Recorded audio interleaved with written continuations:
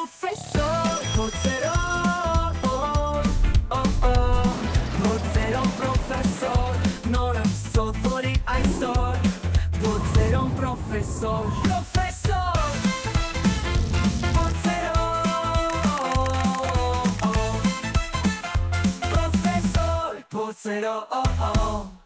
Հարցերուն, վերջերս գույնը դուրս չի գալիս, շատ ես յուծվել, միայն ոսկորներդ են մնացել։ Ողջույն իմ սիրելի ընկերներ, ձեզ է միացել պրոֆեսոր Փորձերոնը և հարցերոնը։ Հարցերոն ձերքով արա, հարցերոն այսօր նորից տխուր է։ Լավ, ես ուզում եմ հիշեցնել, որ ձեզ հետ է պրոֆեսոր Փորձերոնը, ով սիրում է նախաճաշին ուտել հավկիթ, խմել մեղրով թեյ և միշտ անհամբեր է, թե երբ է ընթերցելու ձեր հարցերը։ Ինչպես եք երեխաներ։ Ես նույնպես լավ եմ, որովհետև օրս անցկացնելու եմ ձեզ հետ։ Դե ինչ, անցնենք առաջին հարցին։ Ես տեսնում եմ ինձ ուղված բազում հարցեր։ Հիմա կարդամ այսօրվա մեր առաջին հարցը։ Բարև պրոֆեսոր Փորձերոն, ես Հովհաննիսյան Լևոնն եմ, 10 տարեկան։ Բարև Լևոն։ Քաղաք Գյումրիից։ Պրոֆեսոր, կարող եք ասել, երբ է ստեղծվել առաջին հեռուստացույցը։ Այո, սիրելի Լևոն։ Հեռուստացույցի ստեղծման պատմությունը շատ մեծ է, եւ կարող եմ ասել, որ ոչ թե մի, այլ մի քանի գյուտարարների շնորհիվ է հայտնաբերվել հեռուստացույցը։ Հեռավորության վրա պատկերի տեսնելու գաղափարը ծագել էր շատ վաղուց։ Երեխաներ, հեռուստատեսության երկգույն սև-սպիտակ առաջին համակարգը 1907 թվականին առաջարկել է հայ ճարտարագետ, գյուտարար Հովհաննես Ադամյանը։ 1925 թվականին Երևանի պետական համալսարանի լաբորատորիայում պատրաստվում եւ փորձարկվում է հեռատես կոչվող եռագույն սարքը, որն էլ համարվում էր գունավոր հեռուստացույցի նախատիպը։ Ադամյանի առաջարկած եռագույն հեռուստատեսությունն առաջին անգամ կիրառվել է Լոնդոնում, ապա գիտնականի մահից հետո ԱՄՆ-ում հայ գյուտարարի համակարգը օգտագործվել է գունավոր պատկերներ ցուցադրելու համար։ Ով կմտածեր, որ 100 տարի առաջ ստեղծված այդ սարքը այսօր կդառնա մեր կյանքի կարևորագույն մասը։ Այսքանը։ Իսկ ես անցնեմ հաջորդ հարցին։ Այս մեկը տեսահարց է։ Դե ինչ, եկեք դիտենք միասին։ Professor Porzeron.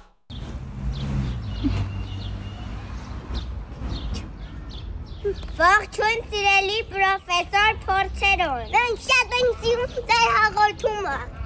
ինչպես նաև մեր քաղաքը Երևանը։ Ձեզ մի հայց ունենք։ Ինչու է Երևանը կոչվում վարդագույն քաղաք։ Professor Porzeron. Ես պաշտում եմ խոսել Երևանի մասին։ Երևանը իմ ամենասիրելի քաղաքը, աշխարհի հնագույն քաղաքներից մեկն է, որը ժամանակի ընթացքում շատ է փոխվել, բայց պահպանել է անցյալի հետքերը։ Երևան քաղաքն անվանում են վարդագույն, քանի որ շինությունների մեծ մասը կառուցված է Հայաստանի վարդագույն տուֆից։ Երևանը Հայաստանի մայրաքաղաքն է եւ խոշորագույն բնակավայրը։ Գտնվում է երկրի կենտրոնական մասում, Հրազդանի երկու ափերին։ Երևանը երկրի վարչաքաղաքական եւ տնտեսական կենտրոնն է։ 2022 թվականի մարտահամարի տվյալների համաձայն Երևանում ապրում է 1,106,300 մարդ, պատկերացնում եք։ Մեր մայրաքաղաքի անունը Էրեբունի բառի փոփոխված տարբերակն է, ուր արտերեն բ հնչյունը հայերենում հնչում է իբրև վ։ Էրեբունին դարձել է Երևան։ Էրեբունի Երևանը հիմնադրվել է Հռոմից 29 տարի առաջ, պատկերացնում եք, Բաբելոնի, Նինվեի ու Պերսեպոլիսի հասակակիցն է, բայց ի տարբերություն վերջիններիս այսօր կանգուն է եւ շեն քաղաք է։ 1918 թվականի մայիսի 28-ին, երբ հռչակվեց Հայաստանի առաջին հանրապետությունը, Երևանը դարձավ մայրաքաղաք։ 1920 թվականի նոյեմբերի 29-ին խորհրդային Հայաստանի մայրաքաղաք։ 1924 թվականին մեծ ճարտարապետ ակադեմիկոս Ալեքսանդր Թամանյանը կազմեց Երևանի հատակագիծը։ Երևանյան շենքերը կառուցվում էին բազալտով, գրանիտով, մարմարով եւ շատ այլ քարերով։ Բայց ամենատարածված շինանյութը վարդագույն տուֆն էր։ Եվ քանի որ այդ շինանյութը յուրահատուկ գերանգ ուներ, Երևանը սկսեցին անվանել վարդագույն քաղաք։ Քեզ միշտ սիրել եմ, իմ վարդագույն ընկեր։ Փորձերոն, խոստանում եմ այսօր երեկոյան գնում են գիշերային Երևանով զբոսնելու։ Ներողություն։ Եվ այս տողերից անցնենք մեր հաջորդ հարցին։ Professor Porzeron. Եվ այսպես մեզ է գրել Գագիկ Ադամյանը քաղաք Կապանից։ Նա 6 տարեկան է եւ ուզում է իմանալ, թե ինչի համար են մարդուն պետք եղունգները։ Երեխաներ, մեր մարմնի շատ մասեր միայն առաջին հայացքից են թվում անօգուտ, բայց դա միայն առաջին հայացքից։ Եղունգները եղջյուրային գոյացություններ են, որոնք պաշտպանում են մեր մատների փափուկ ծայրերը։ Եղունգների արմատները գտնվում են կիսալուսնաձև ակոսներում, որտեղից էլ աճում են եղունգները։ Կիսալուսնաձև ակոսից մինչև մատի ծայր եղունգն աճում է մոտավորապես 120-ից 150 օրում։ Ոտքի եղունգներն աճում են ավելի դանդաղ, քան ձեռքի եղունգները։ Բացի այդ, եղունգներն ուժեղացնում են մատների շոշափելիքի ընկալումը, օգնում են զգալ ոտքերի տակ գտնվող մակերեսը եւ պահպանել հավասարակշռությունը։ Հետևաբար, այն մարդիկ, ովքեր կորցրել են իրենց եղունգները վնասվածքի պատճառով, բախվում են դժվարությունների։ Մատների ծայրերը դառնում են ավելի խոցելի հարվածների ու վարակների նկատմամբ եւ նվազում է անհարթ մակերեսն զգալու ունակությունը։ Դրա պատճառով հավասարակշռություն պահպանելու ունակությունը որոշ չափով նվազում է։ Ձեռքի եղունգներն օգնում են օրինակ առարկաներ բռնել։ Եղունգներն օգնում են մեզ օրինակ բացել փաթեթներ կամ բռնել մանր իրեր։ Միշտ հիշեք երեխաներ, եղունգներ կրծելը վնասակար է եւ տգեղ է։ Դրանց տակ կեղտ է հավաքվում, ինչպես նաև բազմաթիվ վարակակիր մանրեներ, որոնք կարող են զանազան հիվանդությունների պատճառ դառնալ։ Եղունգները պետք է միշտ մաքուր պահել եւ կարճ կտրել։ Ցանկալի է եղունգները կտրել յուրաքանչյուր 6-7 օրը մեկ։ Պարզ է։ Դե շարունակենք։ Պրոֆեսոր Փոսերո Եվ այսպես, հաջորդ հարցը մեզ ուղարկել է Նիկոլա Տեսլան։ Նա հարցնում է. «Սիրելի պրոֆեսոր, կպատմես ինձ Մխոյան Ստյոպի մասին»։ Կատակում եմ երեխաներ, ինձ գրել է Մխոյան Ստյոպը եւ հարցնում է. «Կպատմես ինձ Նիկոլա Տեսլայի մասին»։ Իհարկե կպատմեմ։ Սիրում եմ, երբ մի հանճարը խոսում է մեկ ուրիշ հանճարի մասին։ Եվ այսպես Նիկոլա Տեսլա, սերբ-ամերիկացի գյուտարար, ինժեներ եւ ֆիզիկոս, ով մեծ ազդեցություն ունեցավ էլեկտրատեխնիկայի եւ ռադիոտեխնիկայի զարգացման վրա։ Երեխաներ, հիմա փորձեմ համառոտ ներկայացնել հիմնական փաստեր նրա մասին։ Ծնվել է Հաբսբուրգյան կայսրությունում, այժմյան Խորվաթիայի տարածքում, սերբական ընտանիքում։ Հետագայում ապրել է Ֆրանսիայում եւ ԱՄՆ-ում։ Սովորել է Գրացի տեխնոլոգիական համալսարանում, սակայն ուսումը կիսատ է թողել։ Նիկոլա Տեսլան մահացել է 1943 թվականի հունվարի 7-ին Նյու Յորքի Նյու-Յորքեր հյուրանոցի իր համարում 3327-րդ սենյակում։ Պաշտոնական տվյալներով մահվան պատճառը սրտի անբավարարությունն էր։ Նրա մահից հետո ծագել են բազմաթիվ առեղծվածներ կապված նրա գյուտերի եւ փաստաթղթերի հետ։ Երբ Տեսլան մահացավ, ԱՄՆ կառավարության գործակալները, հատկապես FBI-ը, հետաքննությունների ֆեդերալ բյուրոն, նրա փաստաթղթերը եւ գյուտերի վերաբերյալ գրառումները առգրավեց։ Տեսլան պնդում էր, որ ստեղծել է մահացու զենք, որը հայտնի էր որպես մահվան ճառագայթ, որը ըստ լուրերի կարող էր հեռավորությունից ոչնչացնել օդանավեր ու հրթիռներ։ Հետագայում ԱՄՆ կառավարությունը հայտարարեց, որ Տեսլայի փաստաթղթերի մեծ մասը չի պարունակում արժեքավոր տեղեկություն։ Սակայն շատ գիտնականներ երեխաներ կարծում են, որ իրականում նրա աշխատանքները գաղտնի են պահվել։ Կան մարդիկ, ովքեր պնդում էին, որ Տեսլան հայտնաբերել էր անվճար էներգիայի աղբյուր, բայց էներգետիկ ընկերությունները դրանք թաքցրել են։ Մյուսները ենթադրում են, որ նա կարող էր կապ ունենալ հետախուզական ծրագրերի հետ, եւ հենց այդ պատճառով էլ նրա տեղեկությունները վերահսկել են ԱՄՆ կառավարության կողմից։ Տեսլան Փարիզում աշխատանքի անցնում Թոմաս Էդիսոնի ընկերությունում։ Էդիսոնի ընկերությունում աշխատելով Տեսլան հրճակ է ձեռք բերում գործարար աշխարհում, սակայն նա հակադրվել է Էդիսոնի գաղափարներին եւ կատարել իր սեփական հեղափոխությունը էլեկտրատեխնիկայի ոլորտում, որն էր Տեսլայի եւ Էդիսոնի հակամարտության պատճառը։ Էդիսոնն օգտագործում էր ուղղակի հոսանքի համակարգը, բայց դա ուներ մեծ թերություններ, չէր կարող հեշտությամբ փոխանցվել մեծ հեռավորությունների վրա։ Տեսլան առաջարկեց փոփոխական հոսանքի համակարգը, որը շատ ավելի արդյունավետ էր եւ կարող էր հոսանքն ապահովել մեծ տարածքների համար առանց լարման զգալի կորստի։ Սակայն Էդիսոնը չընդունեց այս գաղափարը, քանի որ իր ողջ բիզնեսը հիմնված էր իր համակարգի վրա։ Ահա այսպես Ամերիկայում սկսվեց հոսանքների պատերազմ հասկացողությունը։ Տեսլան ոչ միայն չշարունակեց Էդիսոնի գյուտերը, այլև հեղաշրջեց էլեկտրատեխնիկան, ապացուցելով, որ փոփոխական հոսանքն ավելի լավ է, քան ուղղակի հոսանքը։ Սա գիտության պատմության ամենահայտնի հակամարտություններից էր։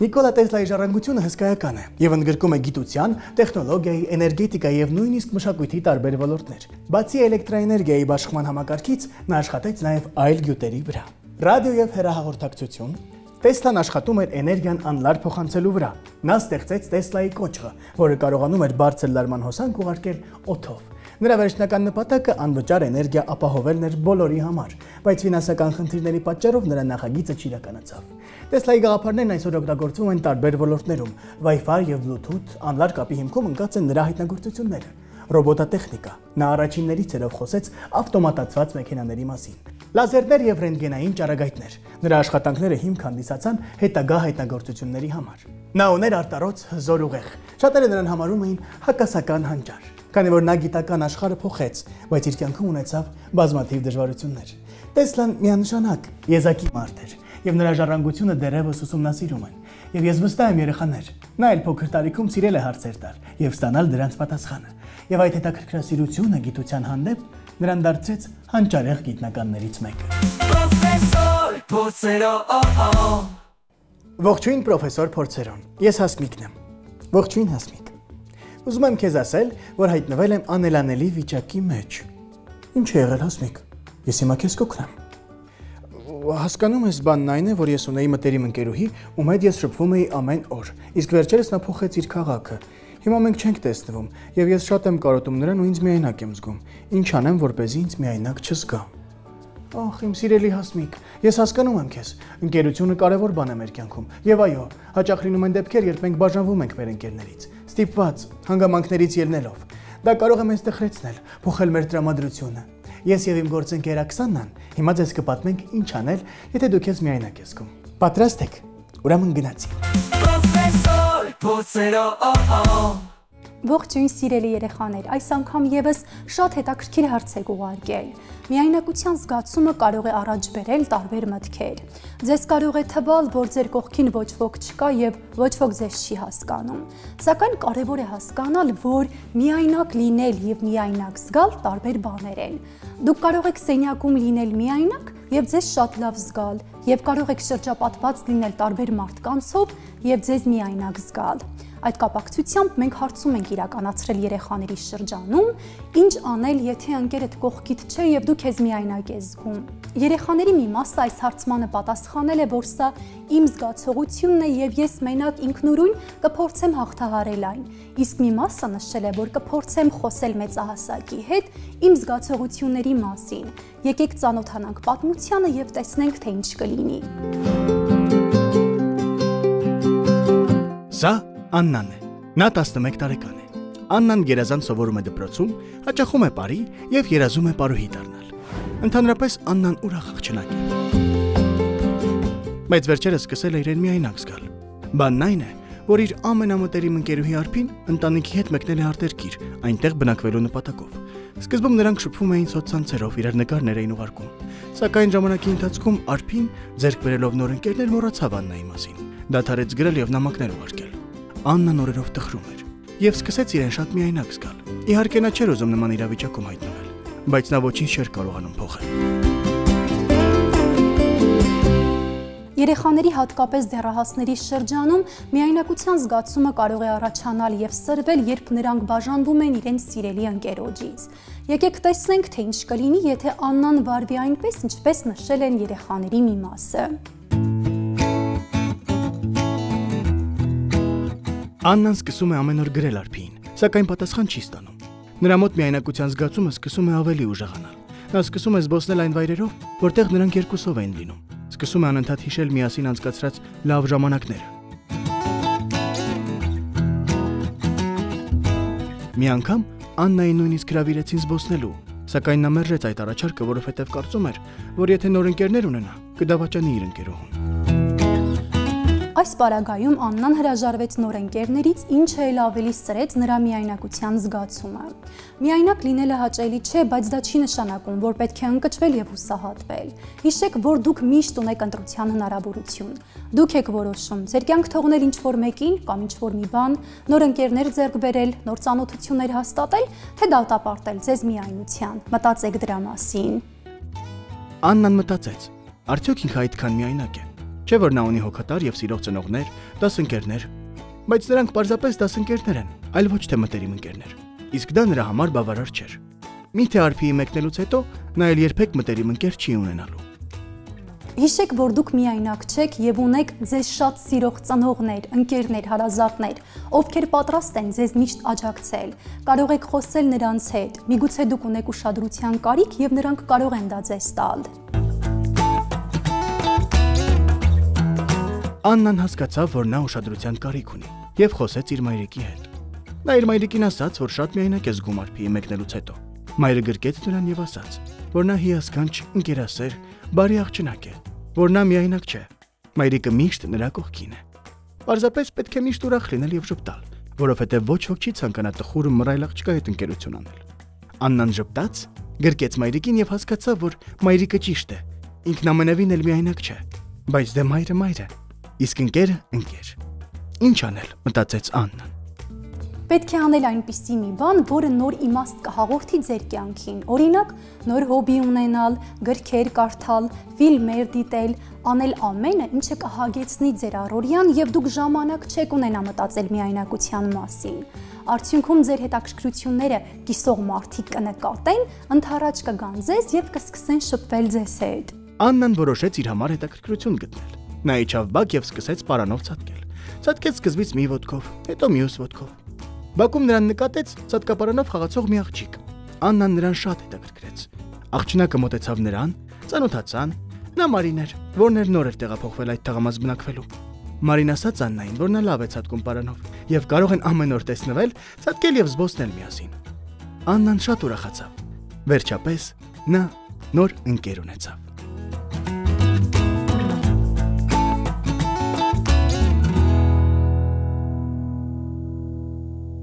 Հիմա վերլուծենք իրավիճակը։ Կարևոր է միշտ հիշել, որ դուք ունեք ընտրության հնարավորություն։ Դուք եք որոշում ունենալ նոր ծանոթություններ, թե ոչ, ունենալ նոր հետաքրքրություններ, թե ոչ, լինել ուրախ, թե տխուր։ Իհարկե տխրելը նորմալ է, բայց երկար ժամանակ պետք չէ մնալ այդ զգացողության մեջ։ Շատ ավելի լավ է մտածել, թե ինչ կարելի է անել միայնակության զգացողությունը հաղթահարելու համար։ Երկրորդ, հիշեք, որ դուք ունեք ձեզ շատ սիրող ծնողներ, ընկերներ, հարազատներ, որոնց հետ դուք միշտ կարող եք խոսել ձեզ հուզող դժվարությունների մասին։ Ճամփորդել, ֆիլմեր դիտել, գրքեր կարդալ, այս ամենը կարող են ձեզ օգնել հաղթահարել միայնության զգացումը։ Հիշեք, փոխում եք միտքը, փոխվում է հույզը եւ փոխվում է վարքը։ Դե ինչ սիրելի փոքրիկներ, շարունակեք ուղարկել մեզ ձեզ հուզող հարցերը եւ մենք կպատասխանենք դրանց։ Պրոֆեսոր Փորձերո Երեխաներ, նման զգացողություններ բոլորս էլ ունենում ենք։ Պետք է պարզապես գտնել այն մարդուն, ում հետ խոսելով կարող ենք դուրս գալ այս իրավիճակից։ Ճիշտ եմ հարցերոն։ Կարծում եմ, որ ես ճիշտ եմ։ Իսկ մինչ մենք անցնենք հաջորդ մասին, ուզում եմ հիշեցնել, որ ձեզ հետաքրքրող բոլոր հարցերը կարող եք ուղարկել այս էլեկտրոնային հասցեին։ Դե ինչ, իսկ հիմա շարունակենք մեր հետաքրքրությունները, որովհետև մեր մյուս գործընկերը Սուսաննան հիմա մեզ ցույց կտա, թե ինչ գիտափորձ է պատրաստել այս անգամ։ Դե երեխաներ, նայում ենք, կրկնում մեծահասակների ներկայությամբ եւ ուղարկում ենք ինձ։ Ոչ միայն գիտափորձը, այլ նաեւ այն հարցերը, որոնք հետաքրքրել են ձեզ։ Պրոֆեսոր Փորձերո Ողջույն սիրելի երեխաներ, այսօրվա իմ գործընկերը Ջուլիանան է։ Ողջունենք Ջուլիանը։ Ասա ողջույն։ Նորից սկսենք։ Այս մասը հենց ասում եմ, դու ասում ես ողջույն։ Ողջույն սիրելի երեխաներ, այսօրվա իմ գործընկերը Ջուլիանան է։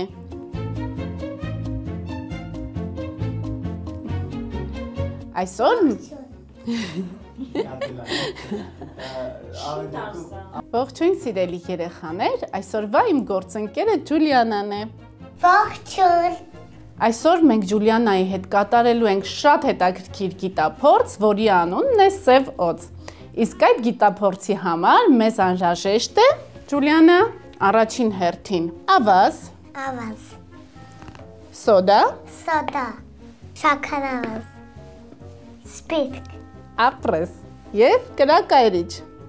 Այս ամենը վառելու համար։ Սկսենք գիտափորձը։ Նախ եւ առաջ պետք է ավազը խառնենք սպիրտի հետ, այնպես որ լավ թրջվի։ Շաքարավազը եւ սոդան անհրաժեշտ է խառնել 4:1 հարաբերակցությամբ, այսինքն 4 գթալ շաքարավազ, 1 գթալ սոդա։ Լավ կխառնես դու, որ դառնա համասեռ։ Շատ լավ խառնի։ Հիմա գիտես ինչ ենք անելու, ինչ ենք ստանալու։ Սև օձ ենք ստանալու։ Վառելու ենք, ստանալու ենք սև օձ։ Հետաքրքիր է, սպասում ես արդյունքին։ Այո, ապրես։ Ջուլիանա, այս դու օձերից վախենում ես։ Չէ՞։ Շատ լավ է։ Ուժեղ աղջիկ ես։ Այստեղ մի փոքր անցք ենք անում, շատ փոքրիկ։ Ջուլիանա, պատրաստ ես։ Հիմա վառում ենք։ Այո։ Այո։ Գնացինք։ Այո, մեզ կրակի։ Տեսնում ես ինչ է լինելու։ Պետք է հիմա նստենք, շատ սպասենք, որ մեր ուզած օձը դուրս գա։ Վաու։ Կարող է մազիկը։ Սիրուն մազիկներ են։ Չէ, դրա համար պետք է այս փորձերը տանը մեծերի օգնությամբ կրկնել։ Լավ։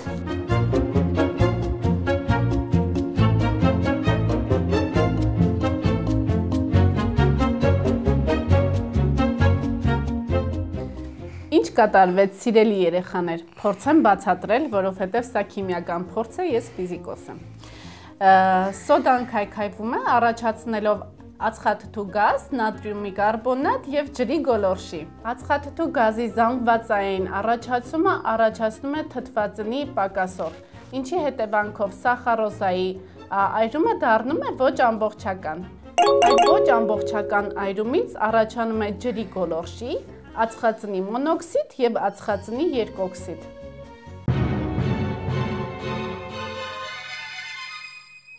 Նատրիումի կարբոնատն ու ածխածինը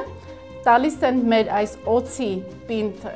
ձևը եւ սև գույնը։ Իսկ CO2-ը եւ ջրի գոլորշին, որպես տաք գազեր, ընդլայնում են մեր այսպես կոչված օծը եւ մղում դեպի դուրս։ Հետաքրքիր էր, Ջուլիանը։ Եթե ձեզ էլ էր հետաքրքիր այս գիտափորձը, սիրելի երեխաներ, անպայման նկարեք այս գիտափորձը ձեր ծնողների հետ եւ ուղարկեք փորձերոնին։ Հաջողություն։ Հաջողություն։ Պրոֆեսոր Փորձերո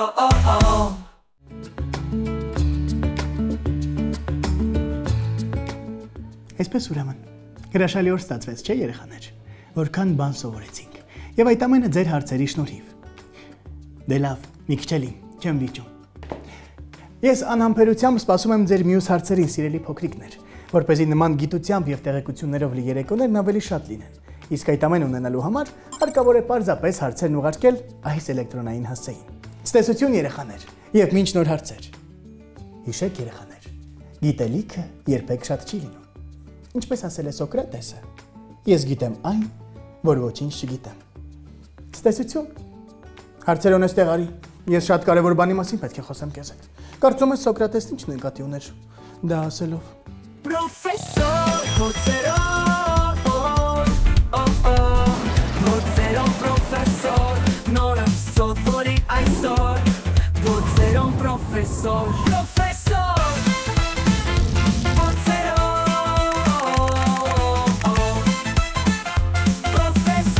Փորձերո